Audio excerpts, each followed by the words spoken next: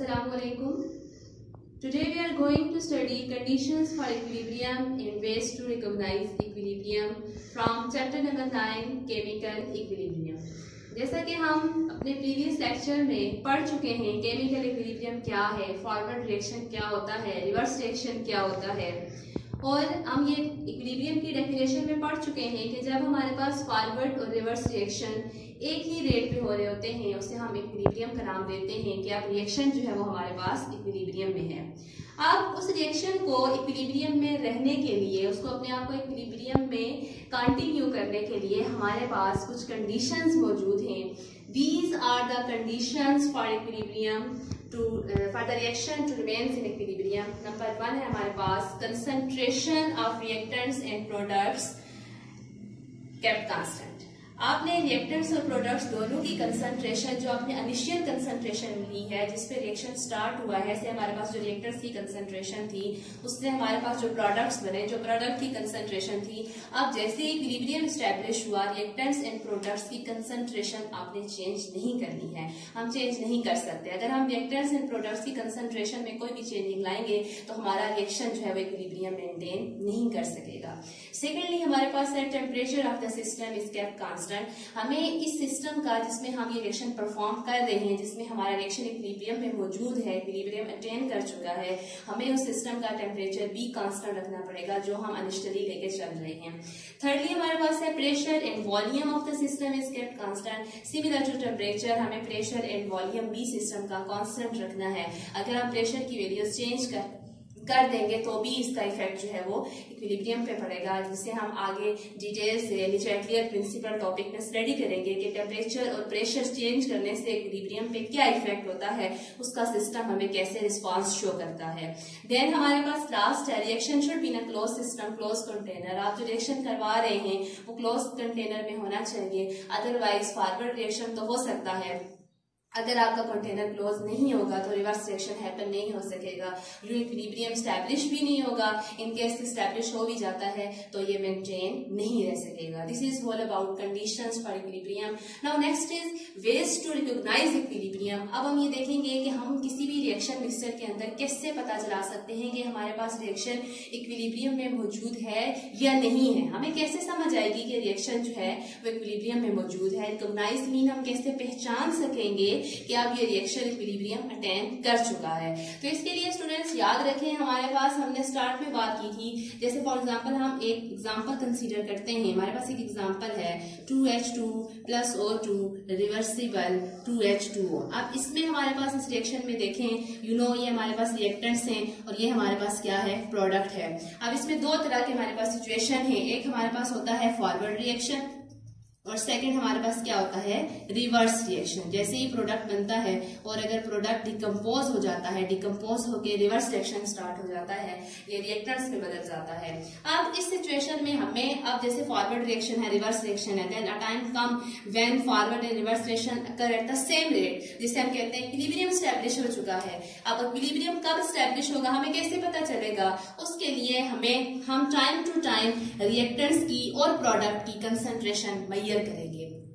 जैसे ही हमें रिएक्टेंट्स और प्रोडक्ट की कांस्टेंट कंसंट्रेशन मिलेगी, दोनों की कंसंट्रेशन सेम मिलेगी, इट्स मीन दैट अब रिएक्शन हमारे पास किस में है, इक्विलिब्रियम में है। हमें ये बात समझ आ जाएगी कि हमारा रिएक्शन जो है वो इक्विलिब्रियम अटेन कर चुका है।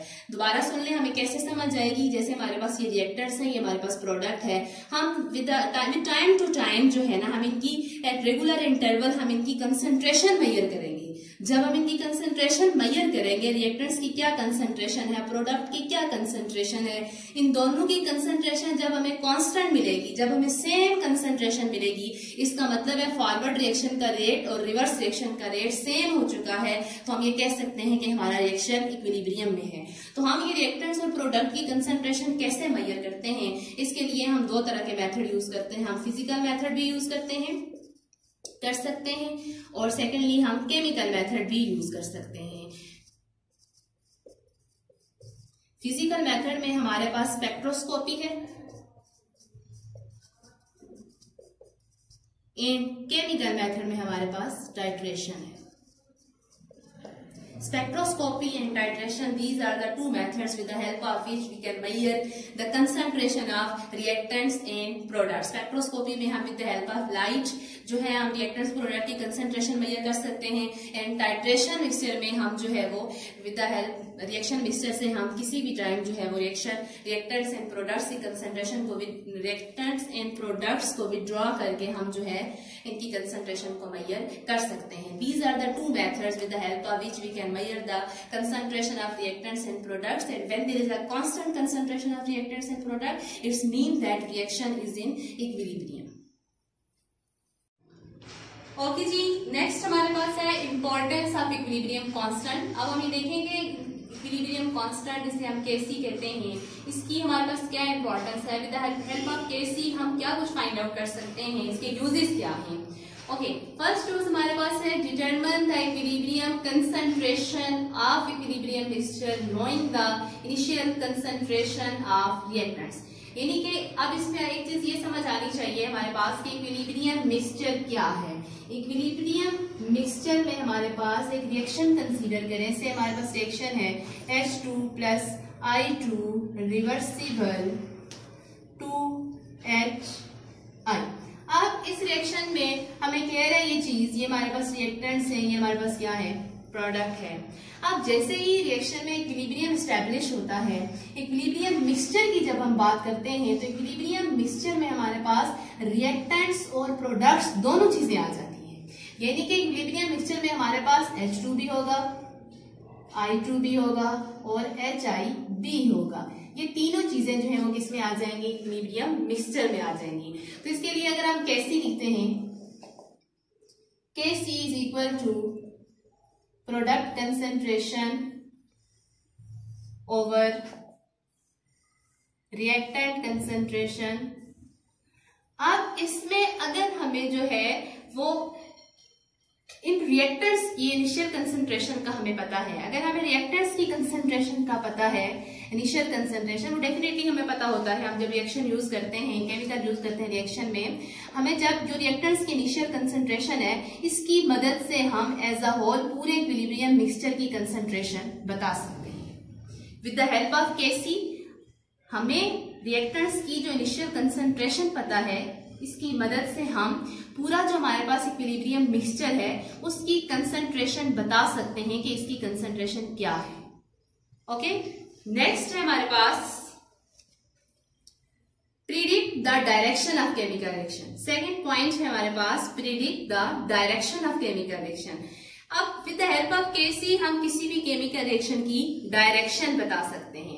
अब यहाँ पे आप डायरेक्शन से क्या मुराद देते हैं, जब हम यहाँ किसी भी केमिकल रिएक्शन की बात करते हैं तो इट्स मीन ये रिवर्सिबल रिएक्शन की बात हो रही है. और जब रिवर्सिबल रिएक्शन की बात होती है तो उसमें हमारे पास दो तरह की डायरेक्शंस आ जाती हैं, एक फॉरवर्ड डायरेक्शन, दूसरी हमारे पास क्या होती है, रिवर्स डायरेक्शन. तो इसके लिए भी हम एग्जाम्पल कंसिडर करते हैं.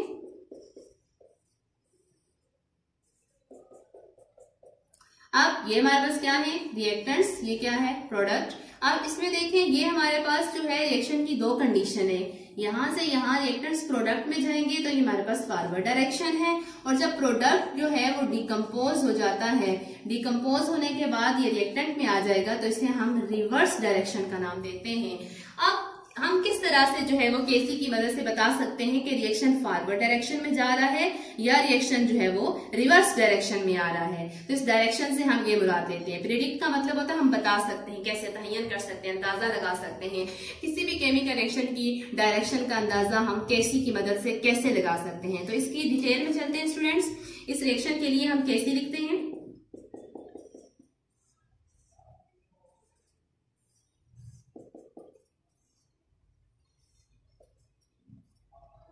ये हमारे पास केसी है. सेम इस रिएक्शन के लिए हम केसी की न्यूमेरिकल वैल्यू फाइंड आउट कर लेते हैं. न्यूमेरिकल वैल्यू हम इनकी कंसंट्रेशन से फाइंड करते हैं. जो हमारे पास रिएक्टेंट की कंसंट्रेशन है, फिर जो हमारे पास प्रोडक्ट की कंसंट्रेशन है, दोनों की जो हमारे पास वैल्यूज हैं, न्यूमेरिकल वैल्यूज हम यहाँ पे पुट करते हैं और हमारे पास केसी की वैल्यू आ जाती है. से सपोज हमारे पास जो है वो केसी की वैल्यू, इस केस में हमारे पास केसी की वैल्यू आ जाती है 57.0. से केसी हमारे पास कितना आ जाता है इस रिएक्शन में 57.0. अब ये हमने केसी फाइंड किया है, केसी की वैल्यू बताई है. अब हमारे पास हमने कहा कि ये रिएक्शन जैसे ही स्टार्ट होता है हमारे पास, फॉर एग्जांपल से हम एक टाइम ले लेते हैं, जैसे फॉर एग्जांपल हम 3 बजे ये रिएक्शन स्टार्ट करते हैं। After some time, after a while, after 10 minutes, after 15 minutes, हम जो है वो इस रिएक्शन की कंसंट्रेशन मेजर कर लेते हैं। हम इस रिएक्शन की जो वो कंसंट्रेशन मेजर करते हैं रिएक्टेंट्स की, प्रोडक्ट की, और उस कंसंट्रेशन का भी हम जो है वो कैसे निकाल लेते हैं, जिसे हम QC का नाम देते हैं। QC का मतलब होता है रिएक्शन कोशेंट। QC का क्या मतलब है? Reaction quotient. हम किसी भी टाइम इस रिएक्शन की कंसंट्रेशन फाइंड कर सकते हैं कि रिएक्टेंट्स की क्या कंसंट्रेशन है, प्रोडक्ट की क्या कंसंट्रेशन है, जैसे कि मैं पहले भी बता चुकी हूँ आपको। अब जैसे ही हम जो है वो एक टाइम पे से हमारे पास हमने 4 बजे रिएक्शन स्टार्ट किया और 4:15 तक जो है वो हम इस रिएक्शन में इनकी कंसंट्रेशन फाइंड करते हैं, और वो कंसंट्रेशन फाइंड करके हम जो है वो QC की वैल्यू निकालते हैं। QC हम रिएक्शन कोशेंट को कहते हैं। QC भी सेम इसी तरह है हमारे पास।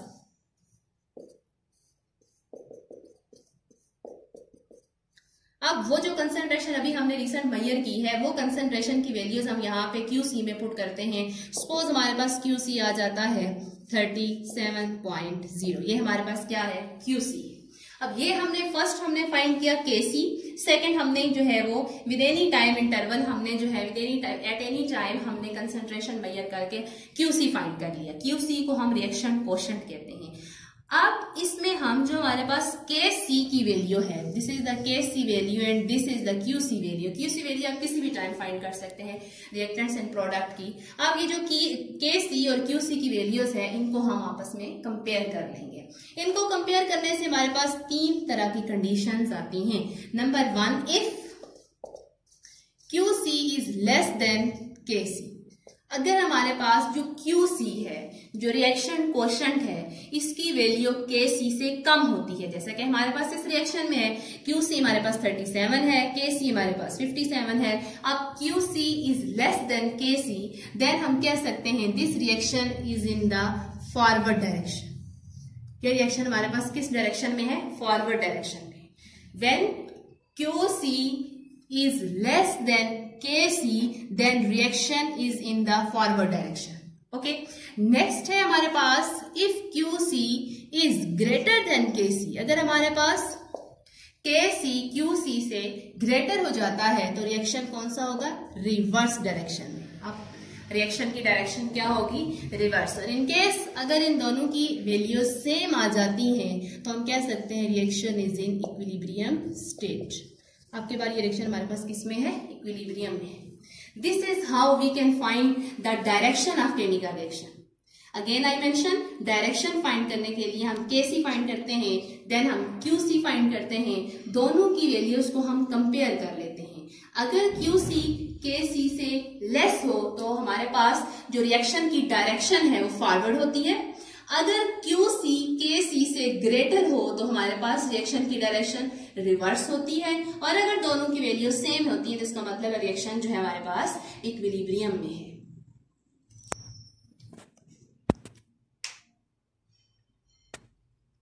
ओके, अब हमारे पास थर्ड इंपॉर्टेंस है इक्विलिब्रियम कांस्टेंट की, predict the extent of chemical reaction. अब हम ये बताएंगे कि हम किसी भी केमिकल रिएक्शन की एक्सटेंट के बारे में कैसे बता सकते हैं with the help of KC। Extent से हम मुराद लेते हैं स्टूडेंट्स आसान अल्फाज में अगर आपको मैं बताऊं, एक्सटेंट मीन हद, मतलब किस हद तक ये रिएक्शन हो चुका है, किस हद तक ये रिएक्शन जो है, जैसा कि हम ये कह सकते हैं कि ये रिएक्शन कंप्लीशन की तरफ है, या ये रिएक्शन इनकम्प्लीट है, या ये रिएक्शन इक्विलिब्रियम में है। ठीक है, तो हम KC की मदद से किसी भी केमिकल रिएक्शन की एक्सटेंट बता सकते हैं। कैसे बता सकते हैं? Now we also consider example of H2I2 reversible 2HI। इस रिएक्शन में हमारे पास ये रिएक्टेंट्स हैं, ये प्रोडक्ट है, हम KC लिखते हैं।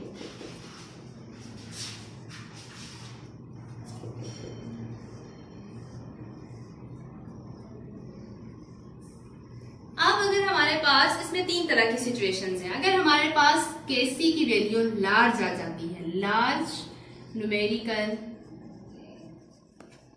वैल्यू ऑफ KC, सेकेंड है हमारे पास small value of small numerical value of KC, third है हमारे पास नीदर लार्ज नॉट स्मॉल, ना ही ज्यादा बड़ी वैल्यू हो और ना ही ज्यादा छोटी वैल्यू हो। अब अगर हमारे पास केसी की वैल्यू लार्ज आ जाती है, लार्ज वैल्यू का मतलब यह है कि ये 10 पावर्स में आ जाती है और वो भी पॉजिटिव पावर में आ जाती है। लाइक हमारे पास वैल्यू आ जाती है 2.0 इंटू 10⁻23 है भी प्लस। लार्ज वैल्यू यहाँ पे हमारे पास क्या है जी, 10⁻23 और ये पॉजिटिव में होनी चाहिए। अब स्मॉल वैल्यू हमारे पास है से 1.0 इंटू 10⁻⁹। अब ये वैल्यू माइनस में आ जाती है। और नीदर लार्ज नॉट स्मॉल का मतलब है कोई पावर नहीं है, इससे हमारे पास वैल्यू आ जाती है 0.23। अब इन तीनों वैल्यू से हम कैसे ये बात पता चला सकते हैं कि रिएक्शन जो है वो किस हद तक हो चुका है। Large numerical value of KC, इसका मतलब है कि अगर हमारे पास रिएक्शन में केसी की वैल्यू लार्ज आ जाती है तो हमारे पास जो रिएक्टेंट्स हैं और जो हमारे पास प्रोडक्ट है, इस टाइम पे इनकी जो कंसंट्रेशन है दोनों की वो नेग्लिजिबल है। मतलब रिएक्टेंट्स की कंसंट्रेशन भी और प्रोडक्ट की कंसंट्रेशन भी हमारे पास क्या है, निग्लिजिबल है। तो जब रिएक्टेंट्स और प्रोडक्ट की कंसंट्रेशन निग्लिजिबल होती है तो इसका मतलब है कि रिएक्शन कंप्लीट हो चुका है। इसका मतलब क्या है, रिएक्शन कंप्लीट हो चुका है। देन इसका larger numerical value of KC से हम ये कह सकते हैं कि ये रिएक्शन कंप्लीट हो चुका है। सेकेंड है हमारे पास small numerical value of KC. अब अगर हमारे पास स्मॉल न्यूमेरिकल वैल्यू आ जाती है केसी की, जो कि कितनी है 1.0 इंटू 10⁻⁹, ये तो हमने सपोज किया है, कोई भी वैल्यू आ सकती है। स्मॉल न्यूमेरिकल वैल्यू का हमारे पास क्या मतलब होता है, जब केसी की वैल्यू हमें स्मॉल मिलती है तो इसका मतलब है कि रिएक्शन में इक्विलिब्रियम स्टैब्लिश हो गया है। लेकिन ये जो इक्विलिब्रियम स्टैब्लिश हुआ है रिएक्शन में, इसमें हम ये कह सकते हैं कि रिएक्टेंट्स की तादाद, थोड़ी सी तादाद अभी प्रोडक्ट में गई थी, यानी कि रिएक्टेंट्स थोड़ी सी अमाउंट में अभी प्रोडक्ट में चेंज हुए थे, कन्वर्ट हुए थे, कि रिएक्शन में इक्विलिब्रियम स्टैब्लिश हो गया। तो इसका मतलब है हमारे पास जो प्रोडक्ट की कंसंट्रेशन है वो निग्लिजिबल है और रिएक्टेंट्स की कंसंट्रेशन क्या है, ज्यादा है। यानी कि रिएक्टेंट्स की कंसंट्रेशन ज्यादा है और प्रोडक्ट की कंसंट्रेशन क्या है, निग्लिजिबल है। तो इक्विलिब्रियम स्टैब्लिश होने की वजह से कि जब कम से कम रिएक्टेंट्स भी प्रोडक्ट में जब गए हैं तो इक्विलिब्रियम स्टैब्लिश होने की वजह से प्रोडक्ट्स की कंसंट्रेशन निग्लिजिबल है, रिएक्टेंट्स की कंसंट्रेशन ज्यादा है, तो हमारे पास केसी की स्मॉलर वैल्यू आती है। तो केसी की स्मॉलर वैल्यू का ये मतलब हमारे पास कि ये रिएक्शन जो है वो इनकम्प्लीट है। और ऐसे रिएक्शन इनकम्प्लीट होते हैं, वो कंप्लीट नहीं होते जिनमें प्रोडक्ट नेग्लिजिबल होता है और रिएक्टेंट्स की कंसंट्रेशन ज्यादा होती है। तो small numerical value of KC का ये मतलब है कि ये रिएक्शन क्या है, इनकम्प्लीट है। थर्ड हमारे पास है नीदर लार्ज नॉट स्मॉल, कि अगर हमारे पास केसी की वैल्यू ना ही ज्यादा बड़ी आती है ना ही ज्यादा छोटी आती है तो इस केस में हम ये कह सकते हैं कि रिएक्टेंट्स इन प्रोडक्ट दोनों की कंसंट्रेशन कंपेरेबल है।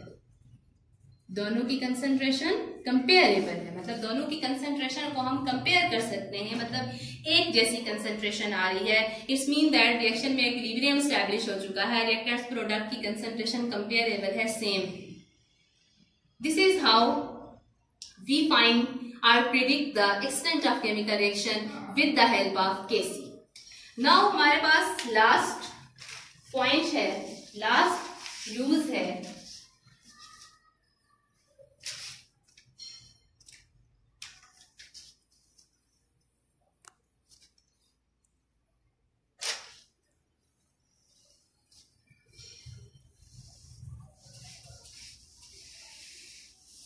Number 4, predict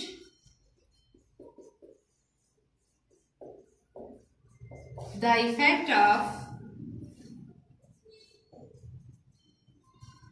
change in condition of chemical reaction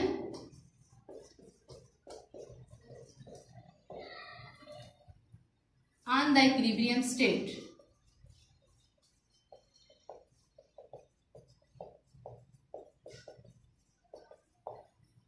अब हम ये देखेंगे केसी की मदद से हम कैसे जो है वो ये भी बता सकते हैं कि इक्विलिब्रियम स्टेट पे, जैसे इक्विलिब्रियम रिएक्शन में स्टैब्लिश हो जाता है, इक्विलिब्रियम स्टेट में अगर हम कोई कंडीशन चेंज कर देते हैं, अभी हमने कंडीशंस के बारे में पढ़ा था कि इक्विलिब्रियम स्टेट, किसी भी रिएक्शन को इक्विलिब्रियम स्टेट में रहने के लिए कुछ कंडीशंस जरूरी होती हैं, जैसा कि आप प्रेशर नहीं चेंज कर सकते, आप टेम्परेचर नहीं चेंज कर सकते, आपका रिएक्शन जो है क्लोज कंटेनर में होना चाहिए, एटसेट्रा।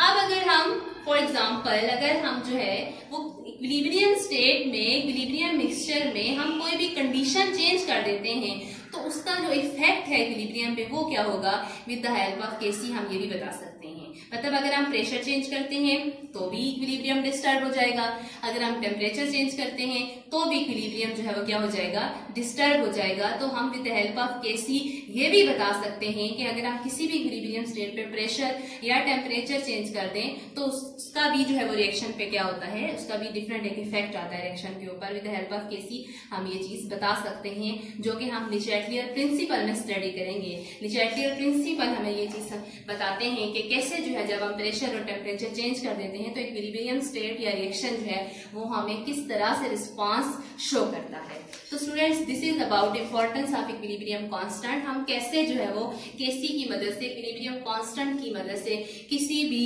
रिएक्शन में हम उसका क्या हमारे पास यूज है, with the help of KC हम क्या कुछ फाइंड आउट कर सकते हैं। उम्मीद करती हूँ आपको समझ आ गई होगी।